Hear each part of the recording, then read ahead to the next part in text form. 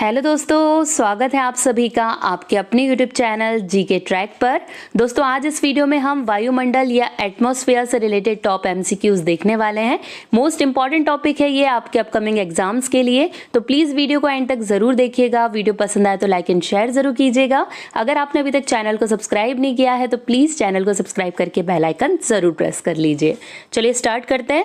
First question देखिए, वायुमंडल में सर्वाधिक कौन सी गैस मिलती है? तो देखिए इनमें से कौन सी गैस है जो वायुमंडल में सर्वाधिक पाई जाती है? तो करेक्ट ऑप्शन सी हो जाएगा, नाइट्रोजन गैस। ये वायुमंडल में सर्वाधिक पाई जाती है। देखिए यहाँ पर सबसे पहले नाइट्रोजन गैस है जो 78.8% है। ये वायुमंडल में 78.8% पाई जाती है। इसके बाद ऑक्सीजन का नंबर आता है जो 20.95% पाई जाती है। फिर देखिए ऑर्गन जो कि एक अक्रिय गैस है, ये 0.93% पाई जाती है। इसके बाद कार्बन डाइऑक्साइड जो 0.036% और इसी तरह ये बाकी सारी गैसेस पाई जाती है। यहाँ पे सबसे ज्यादा अक्रिय गैस ऑर्गन और कार्बन डाइऑक्साइड के बारे में पूछा जाता है एग्जाम में, और साथ ही साथ सबसे ज्यादा यानी कि नाइट्रोजन के बारे में जो सबसे ज्यादा प्रेजेंट है उसके बारे में एग्जाम में पूछा जाता है।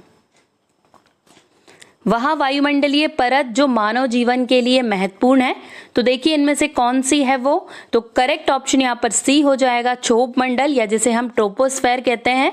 वो वायुमंडलीय परत है जो मानव जीवन के लिए बहुत महत्वपूर्ण है। देखिए मानव जीवन के लिए वायुमंडल की क्षोभ मंडल परत या ट्रोपोस्फेयर सबसे ज्यादा महत्वपूर्ण है। क्षोभ मंडल वायुमंडल की सबसे निचली परत है। क्षोभ मंडल में वायुमंडल का करीब 85% द्रव्यमान होता है। इसमें धूल के कण और जल वाष्प भी होती है। वायुमंडल में सर्वाधिक मात्रा में विद्यमान अक्रिय गैस कौन सी है? तो देखिए अभी हमने देखा भी है, करेक्ट ऑप्शन ए हो जाएगा। जो ऑर्गन गैस है वो एक अक्रिय गैस है और सबसे ज्यादा विद्यमान है वायुमंडल में। देखिए पृथ्वी के वायुमंडल में सबसे ज्यादा मात्रा में मौजूद अक्रिय गैस आर्गन है। आर्गन वायुमंडल में मौजूद गैसों में से दूसरी सबसे ज्यादा मात्रा में मौजूद गैस कार्बन डाइऑक्साइड से करीब 23 गुना ज्यादा है। वहीं आर्गन की मात्रा वायुमंडल में मौजूद तीसरी सबसे ज्यादा मात्रा में मौजूद नियॉन से 500 गुना ज्यादा है। मतलब सबसे ज्यादा अक्रिय गैस कौन सी पाई जाती है? तो आर्गन पाई जाती है। वायुमंडल मुख्यतः गर्म होता है, तो देखिए करेक्ट ऑप्शन यहाँ पर इसका बी हो जाएगा। पृथ्वी से विकिरण द्वारा वायुमंडल गर्म होता है। देखिए वायुमंडल मुख्य रूप से लंबी तरंग स्थलीय विकिरण द्वारा गर्म होता है। पृथ्वी की सतह अपनी अधिकांश ऊर्जा लघु तरंग दैर्घ्य में प्राप्त करती है। पृथ्वी द्वारा प्राप्त ऊर्जा को आने वाली सौर विकिरण के रूप में जाना जाता है, जिसे संक्षेप में सूर्यताप कहा जाता है। निम्न में से कौन सा युग्म वायुमंडल की गैसों की बढ़ती मात्रा को दर्शाता है? तो देखिए इनमें से कौन सा है जो वायुमंडल में गैसों की बढ़ती मात्रा को दर्शाता है? तो करेक्ट ऑप्शन ए हो जाएगा। देखिए पहले ओजोन, फिर कार्बन डाइऑक्साइड, फिर ऑक्सीजन और सबसे ज्यादा क्या है? नाइट्रोजन। ठीक है, तो सबसे ज्यादा हमने देखा है नाइट्रोजन पाई जाती है, फिर ऑक्सीजन, फिर कार्बन डाइऑक्साइड होता है और ओजोन बहुत कम मात्रा में होती है। मतलब ए ऑप्शन यहाँ पर एकदम करेक्ट हो जाएगा। निम्नलिखित में से कौन सी गैस ग्रीन हाउस प्रभाव के लिए उत्तरदायी है? तो देखिए यहाँ पर करेक्ट ऑप्शन बी हो जाएगा। CO2 यानी कि कार्बन डाइऑक्साइड गैस, ये ग्रीन हाउस प्रभाव के लिए उत्तरदायी है। देखिए ये क्वेश्चन मोस्ट इंपॉर्टेंट है, लगभग हर एक एग्जाम में पूछा जाता है, इसलिए आप इसको इंपॉर्टेंट करके जरूर से याद कर लें। देखिए ग्रीन हाउस प्रभाव के लिए कई गैसें जिम्मेदार हैं, जिनमें से प्रमुख कौन सी है? तो carbon dioxide, methane, nitrous oxide, ozone, chlorofluorocarbon, hydrofluorocarbon और जलवाष्प। ये सभी ग्रीन हाउस प्रभाव के लिए जिम्मेदार गैसें हैं, लेकिन सबसे ज्यादा जिम्मेदार कौन है? तो वो है CO2 या कार्बन डाइऑक्साइड। जेट धाराएं प्रायः कहाँ पाई जाती है? देखिए जेट धाराएं जैसे हम जेट स्ट्रीम कहते हैं, वो कहाँ देखने को मिलती है? तो करेक्ट ऑप्शन यहाँ पर इसका बी हो जाएगा। क्षोभ सीमा में जेट धाराएं देखने को मिलती है। मतलब कि जो जेट स्ट्रीम वगैरह आते हैं वो सभी ट्रोपोस्फेयर में ही होते हैं। जितने भी तूफान वगैरह से रिलेटेड चीजें होती है वो सभी क्षोभ मंडल में ही होती है। उत्तर चुनिए जो कि वायुमंडल की परतों की क्रमबद्धता को दर्शाते हैं।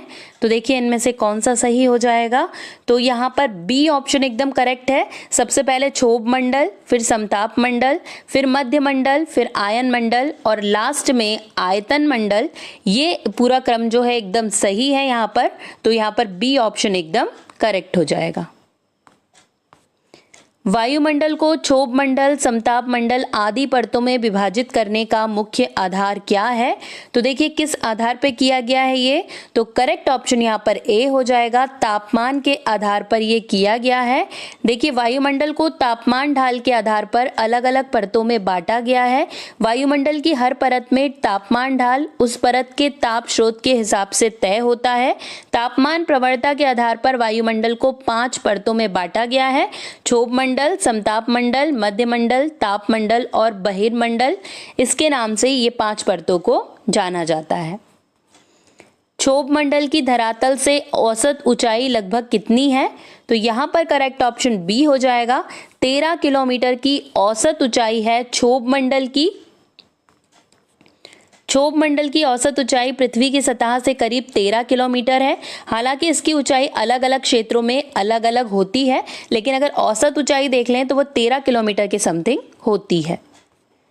निम्नलिखित में से किस मंडल को संवहन मंडल भी कहा जाता है? मोस्ट इंपॉर्टेंट है ये।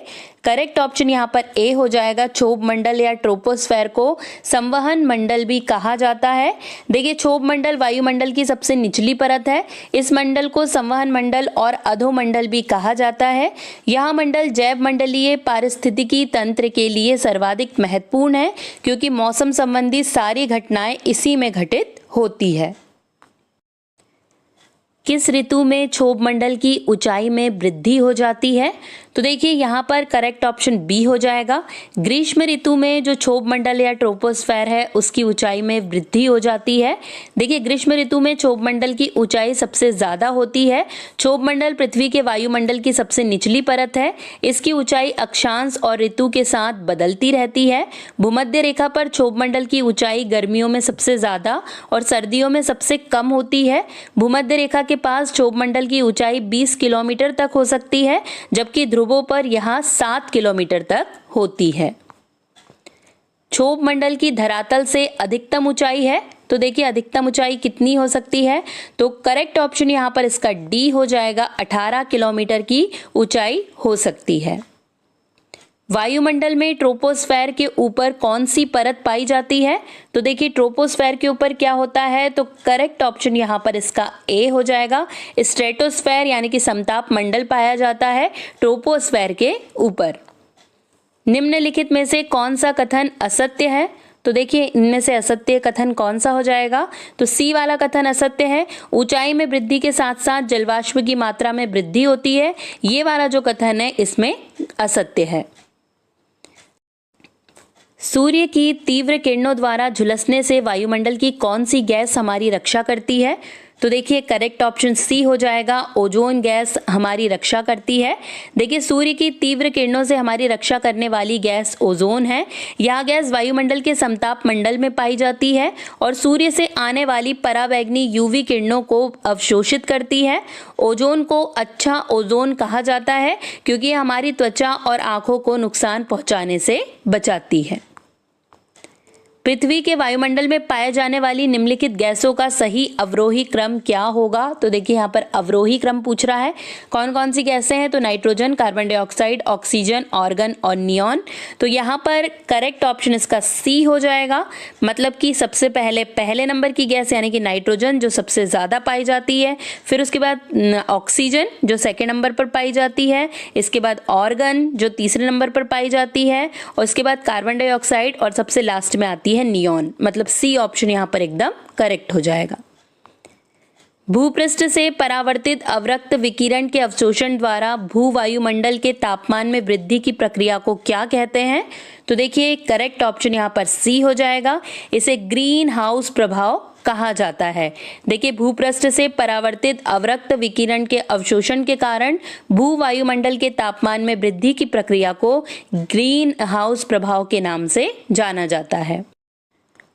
क्षोभ मंडल या ट्रोपोस्फेयर में तापमान की सामान्य ह्रास की 1 डिग्री सेल्सियस प्रत्येक, तो देखिए सी हो जाएगा 165 मीटर की ऊंचाई पर 1 डिग्री सेल्सियस ताप जो होता है उसका ह्रास होता है। देखिए क्षोभ मंडल में तापमान में सामान्य ह्रास दर 165 मीटर की ऊंचाई पर 1 डिग्री सेल्सियस है।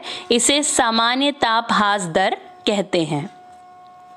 क्षोभ मंडल वायुमंडल का सबसे तप्त परत है क्योंकि, तो देखिए इसका कारण क्या है, तो करेक्ट ऑप्शन सी हो जाएगा। ये पृथ्वी के पृष्ठ से तप्त हो जाती है, ये इसीलिए वायुमंडल का सबसे तप्त परत है क्षोभ मंडल या ट्रोपोस्फेयर। क्षोभ मंडल या ट्रोपोस्फेयर वायुमंडल का निचला स्तर है जिसकी ऊंचाई भूमध्य रेखा पर होती है। तो देखिए कितनी होती है, तो करेक्ट ऑप्शन ए हो जाएगा। 10 मील तक की ऊंचाई होती है ट्रोपोस्फेयर की भूमध्य रेखा पर। मेघ गर्जन वायुमंडल की किस परत में होता है, तो देखिए यहाँ पर करेक्ट ऑप्शन सी हो जाएगा। क्षोभ मंडल या ट्रोपोस्फेयर में मेघ गर्जन होता है। देखिए क्षोभ मंडल पृथ्वी के वायुमंडल की सबसे निचली परत है, ये वायुमंडल की वह परत है जिसमें हम रहते हैं। क्षोभ मंडल में ही वायुमंडल की 99% जलवाष्प होती है। इस परत में ही मौसम की लगभग सभी घटनाएं होती है, जैसे वर्षा, कोहरा, ओलावृष्टि, आंधी तूफान, मेघ गर्जन और विद्युत प्रकाश। ये सारी जितनी भी मौसमी घटनाएं हैं सारी की सारी क्षोभ मंडल या ट्रोपोस्फेयर में ही देखने को मिलती है। परिवर्तन मंडल या क्षोभ में तापमान, तो देखिए क्या होता है तापमान, तो करेक्ट ऑप्शन यहाँ पर इसका ए हो जाएगा। ऊंचाई के साथ घटता है, ठीक है, जैसे जैसे ऊंचाई बढ़ती है तापमान घटता है। समताप मंडल है, तो देखिए समताप मंडल क्या है, या स्ट्रेटोस्फेयर, तो करेक्ट ऑप्शन यहाँ पर डी हो जाएगा। क्षोभ सीमा के ऊपर स्थित जो प्रदेश है वही क्या है, समताप मंडल है। देखिए यहाँ पर हम देख लेते हैं एटमॉस्फेयर, तो सबसे पहले ट्रोपोस्फेयर होती है, फिर स्ट्रेटोस्फेयर होती है, फिर मीसोस्फेयर होती है, फिर थर्मोस्फेयर होती है और लास्ट में एक्सोस्फेयर पाई जाती है। तो देखिए जितनी मौसम वाली घटनाएं आपको देखने को मिल रही है वो सारी किस में हो रही है, ट्रोपोस्फेयर में हो रही है, जबकि जो हवाई जहाज है वो किस में उड़ रहे हैं, वो स्ट्रेटोस्फेयर में उड़ रहे हैं, ठीक है। और उल्का से संबंधित जो घटनाएं हैं वो मीसोस्फेयर में होती है। इसके बाद देखिए एक और कौन सी होती है, थर्मोस्फेयर होती है और होती है एक्सोस्फेयर। तो ये जो सारी है ये एटमॉस्फेयर की परत है। और यहाँ पर आप ओजोन लेयर भी देख रहे हैं जो हमारी रक्षा करती है सूर्य की जो यूवी रेज है उससे। वायुमंडल की किस सतह में तापमान में बहुत अधिक उतार चढ़ाव नहीं होता, तो देखिए करेक्ट ऑप्शन ए हो जाएगा। संताप मंडल में बहुत ज़्यादा उतार चढ़ाव नहीं होता है तापमान में, देखिए नाम से ही वो समताप है। वायुमंडल की समताप मंडल परत में तापमान में बहुत अधिक उतार चढ़ाव नहीं होता है। समताप मंडल वायुमंडल की दूसरी परत है जो ये ऊंचाई में 50 किलोमीटर तक फैली हुई है। इस परत में तापमान स्थिर रहता है और यह बादल और मौसम संबंधी घटनाओं से मुक्त रहती है।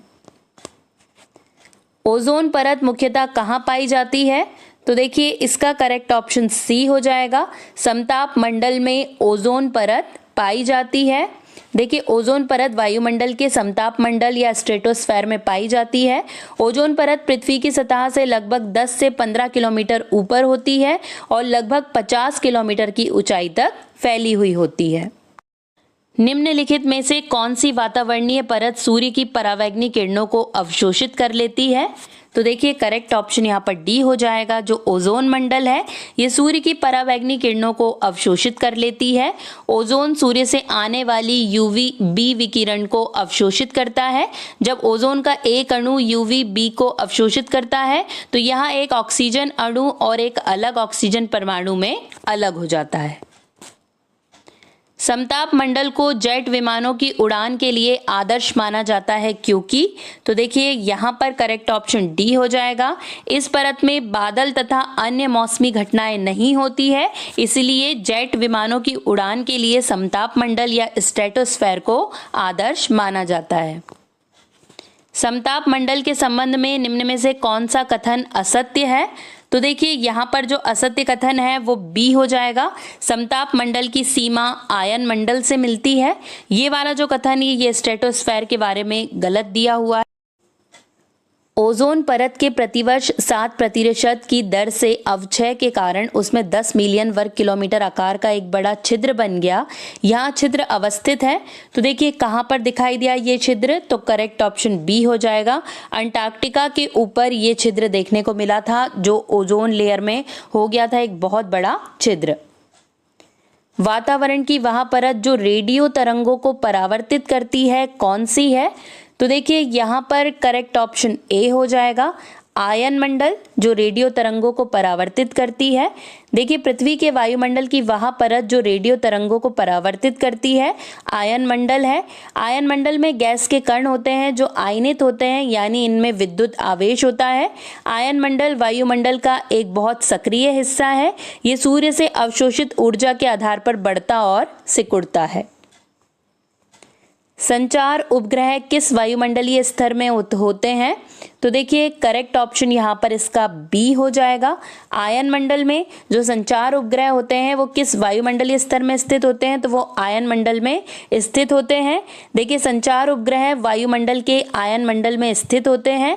आयन मंडल पृथ्वी की सतह से 60 से 640 किलोमीटर की ऊंचाई तक फैला हुआ है। आयन मंडल में विद्युत आवेशित कण पाए जाते हैं जिन्हें आयन कहते हैं। वायुमंडल में ओजोन स्तर के अवक्षय का कारण निम्नलिखित में से कौन सा है? तो देखिए कौन सा है सबसे बड़ा कारण? तो करेक्ट ऑप्शन डी हो जाएगा, क्लोरोफ्लोरोकार्बन। ये ओजोन स्तर के अवक्षय का सबसे बड़ा कारण है। रेडियो की लघु तरंगे आयन मंडल की किस परत से परावर्तित होकर धरातल पर जाती है? तो देखिए कौन सी परत से जाती है? तो करेक्ट ऑप्शन सी हो जाएगा, एफ परत से रेडियो की लघु तरंगे आयन मंडल की एफ परत से परावर्तित होकर धरातल पर जाती है। देखिए रेडियो की लघु तरंगे आयन मंडल की एफ परत से परावर्तित होकर धरातल पर आती है। आयन मंडल में मौजूद गैस के कण आयनित होते हैं, यानी इनमें विद्युत आवेश होता है। इसी वजह से पृथ्वी से प्रेषित रेडियो तरंगे आयन मंडल से परावर्तित होकर वापस धरती पर आ जाती है। ऊपर से नीचे की ओर वायुमंडल की विभिन्न परतों की सीमाओं का कौन सा क्रम सही है? तो देखिए अगर ऊपर से नीचे की ओर देखें तो करेक्ट ऑप्शन ए हो जाएगा। यहाँ पर मैग्नेटोपॉज, फिर मेसोपॉज, फिर स्ट्रेटोपॉज और लास्ट में ट्रोपोपॉज, ये वाला क्रम यहाँ पर एकदम सही हो जाएगा। क्षोभ मंडल एवं समताप मंडल के बीच स्थित संक्रमण क्षेत्र को क्या कहा जाता है? तो करेक्ट ऑप्शन यहाँ पर बी हो जाएगा, क्षोभ सीमा या ट्रोपोपॉज के नाम से इसे जाना जाता है। क्षोभ मंडल और समताप मंडल के बीच के संक्रमण क्षेत्र को ट्रोपोपॉज कहते हैं।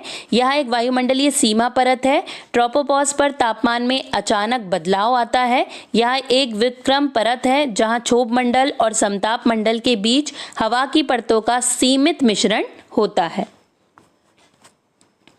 पृथ्वी के वायुमंडल का सर्वाधिक घनत्व कहां पर होता है?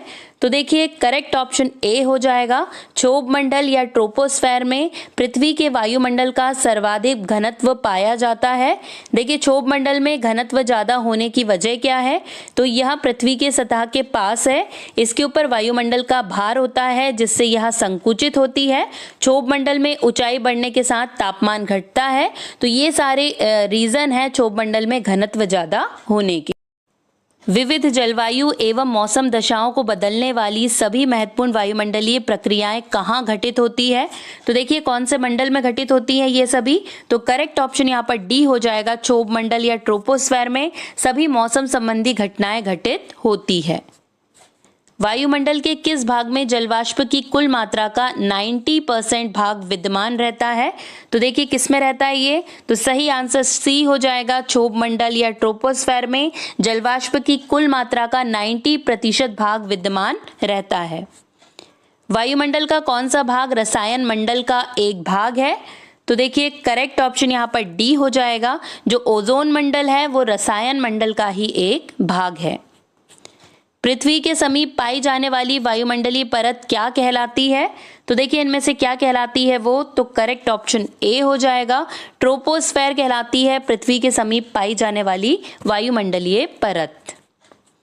वातावरण में सबसे ज्यादा ओजोन का संकेंद्रण कहाँ होता है?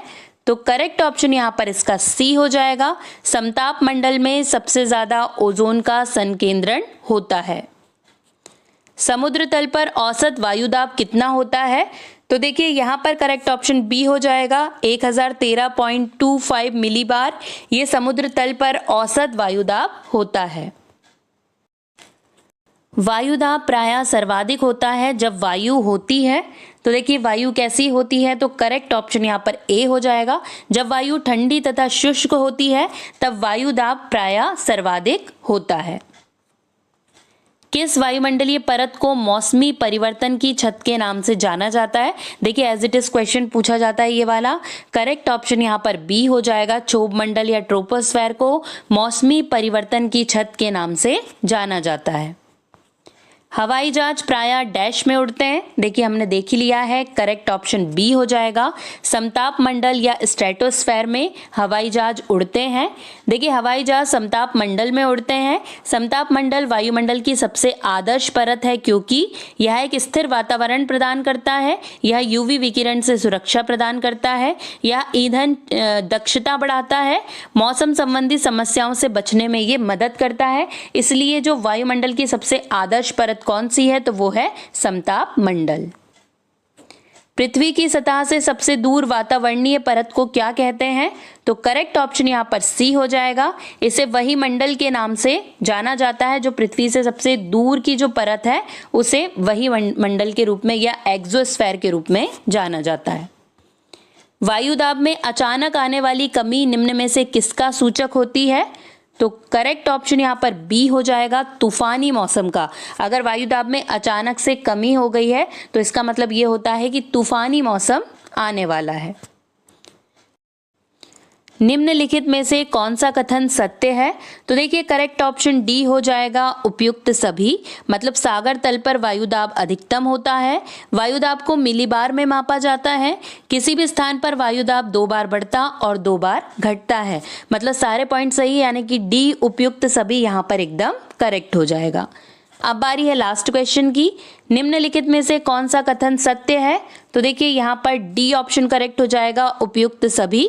मतलब वायुदाब के घटने बढ़ने की क्रिया को वायुदाब उच्चावच कहते हैं।